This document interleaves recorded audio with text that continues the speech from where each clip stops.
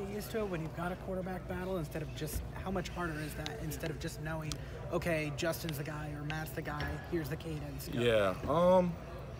You know, it's weird. I don't even pay attention to it because there's so many things going through my mind. You know, there's so many. I'm looking at the front, you know, trying to make my calls, and I really don't even think about it, to be honest with you. Stud said during the offseason is really when the offensive line has to come together in preparation for fall, and that you guys do things on your own. Who organizes that, and what exactly do you guys do? You talking about like team building exercise type stuff? Yeah. We've gone paintballing before.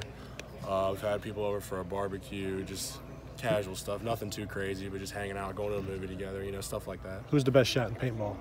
Definitely not me. I hate paintball. I hate it. It hurts so bad. I don't know. Not me. Seen any good movies lately? Any good movies?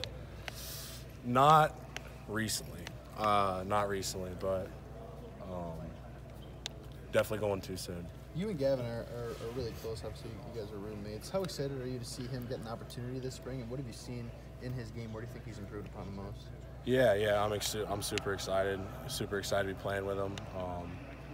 Yeah, we're really close, and man, I'm just excited to see his confidence change. You know, I think he also became really confident. You know, at the start of the spring, and he had a great winter, a really strong winter, and then came into spring confident, which was huge for him. Josh, what was it like for you when you go through a position change and you're starting to get comfortable with that and snapping the ball, and then they tell you this spring we're going to start going under center a little more too? Like, how much of an adjustment was that for you on top of everything else? Yeah,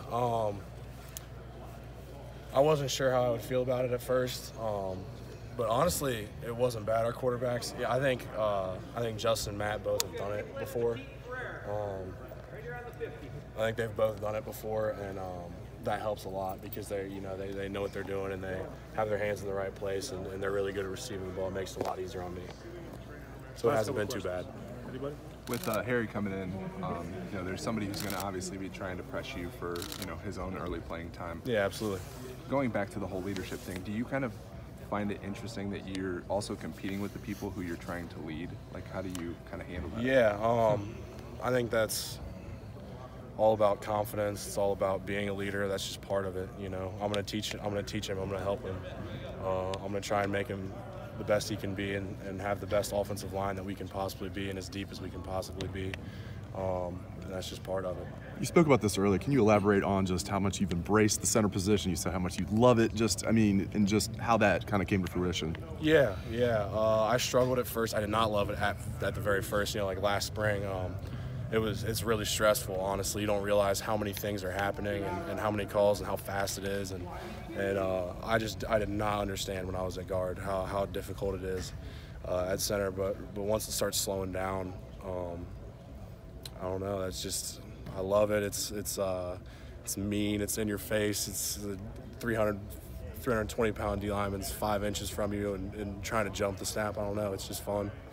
I like it. And Coach Stud talked about, he said when you first got here, you probably could have played right away as a run blocker. He said pass blocking was the one thing just because of Miamisburg. I know you guys ran the run offense all the time.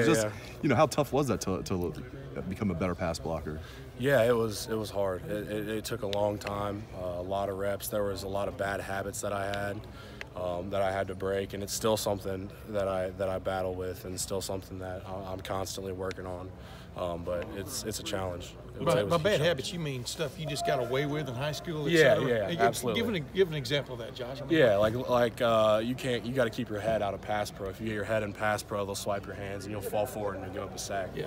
And that was one really bad habit that I had, was getting my head into pass pro, and that was one of them that I had to break. Go ahead. When you talk about the confidence stuff, is it that it was just like learning something you hadn't done before? Is it the fact you had played a ton and then went to not playing at all? Like, what were the factors in the lapses in confidence? Yeah. Lapses in confidence. I think one of them was a bit of a reality check when I came here in my very first spring, so two springs ago, and just realizing, you know, that it was like a different world, you know. I mean, I couldn't get away with just being strong anymore, or being bigger or faster, you know. It was a totally different world, and technique was huge. And it was something that like I said, I struggled with early on. So my confidence probably wasn't very high early on. And the better I got, and you know, the more I went on, the more reps I got, and the more confident I got.